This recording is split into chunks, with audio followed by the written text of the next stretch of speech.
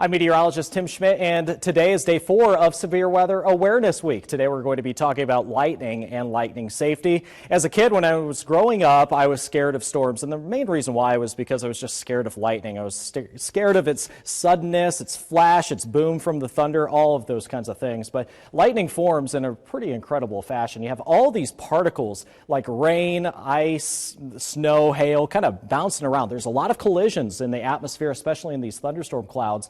And all kinds of particles are becoming charged. Think of it like static electricity, just on a much grander scale. So we have a lot of positive charges accumulating at the very top of the cloud, of the thunderstorm cloud. We have a lot of positive or negative charges accumulating in those particles that are kind of in the low to mid levels of the thunderstorm cloud. And then toward the bottom of the cloud, or better yet, toward the Earth's surface, we have a lot of positive charges accumulating toward the Earth's surface. Now, the atmosphere is always trying to become in balance in some type of way. So there will be discharging of all the electricity that's accumulating in these particles. So we have a lot of cloud lightning that will be occurring. This is the most common common lightning and thunder source that we have. And then we have the cloud to ground lightning. Now, this is going to be the most hazardous to us on the Earth's surface for us here closer to the ground. Now, in Florida, by far, that's where we find the most lightning strikes on average in the United States. But here in Nebraska and Iowa, we are in a very thunderstorm-prone region of the United States. And on average here in Omaha, we see anywhere from 650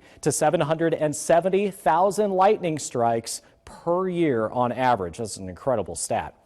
Now, this is one of my favorite ones to actually tell our kiddos at our school visits that we do at the elementary schools, and it's talking about how hot the sun is relative to how hot the lightning is. And we estimate the surface of the sun to be around 10,000 degrees Fahrenheit. We estimate lightning to be around 50,000 degrees Fahrenheit. That is 5 times hotter than the surface of the sun. And that heat expansion, when lightning happens, it expands the air and it starts to create that sound echo, that wave that we know as thunder. All right, so some lightning safety tips and tricks for you. We've heard this phrase before: when thunder roars, go indoors, and do just that. Hey, stay out of being under a tree. Do not shelter under a tree. If lightning strikes that tree, the electricity from the lightning can spread out through the roots and still shock or electrocute you. Bring your pets inside. Stay away from windows. Do not use corded phones or electronics that are plugged in.